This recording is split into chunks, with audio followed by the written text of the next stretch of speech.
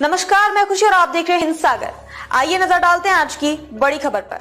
महाराष्ट्र की शिंदे सरकार ने रविवार को अपने कर्मचारियों के लिए केंद्र की संशोधित राष्ट्रीय पेंशन योजना यूपीएस लागू करने को मंजूरी दे दी। केंद्र की इस योजना को अपने राज्य में लागू करने वाला महाराष्ट्र पहला राज्य बन गया है। महाराष्ट्र में यूपीएस को मार्च 2024 से लागू माना जाएगा। इससे राज्य के 16 लाख कर्मचारियों को फायदा होगा। हालांकि इसमें से करीब 2.5 लाख पद खाली हैं। केंद्र की तरह महाराष्ट्र में भी न्यू पेंशन स्कीम एनपीएस की जगह यूपीएस लागू होने का रास्ता साफ हो गया है। इसके अलावा बुजुर्गों के लिए अलग महामंडल की स्थापना भी की गई है, जिसका लाभ 1.25 करोड़ सीनियर सिटीजन को मिलेगा। इसके लिए 50 करोड़ फंड दिया गया है। इन कर्मचारियों को उनके अंतिम वेतन का 50% और महंगाई के बराबर पेंशन मिलेगी। वहीं पारिवारिक पेंशन के मूल पेंशन का 60% होगी। इसमें भी महंगाई वृद्धि शामिल की जाएगी।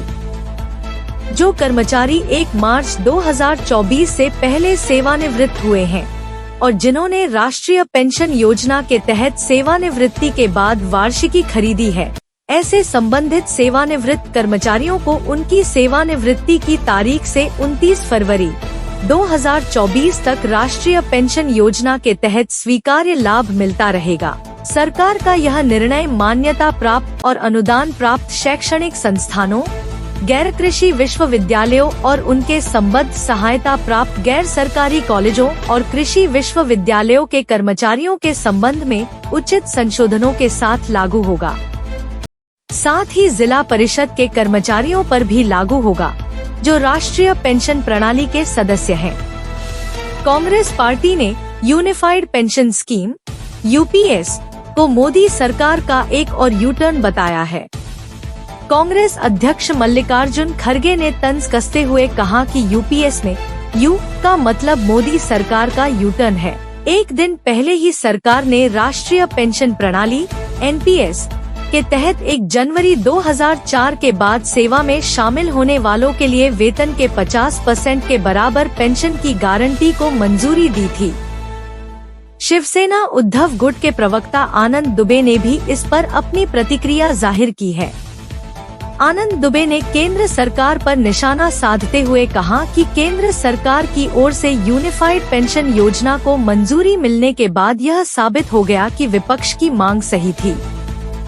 उन्होंने कहा कि विपक्ष लंबे समय से मांग कर रहा था कि सरकार को एक पेंशन योजना लानी चाहिए, जो लानी पड़ी।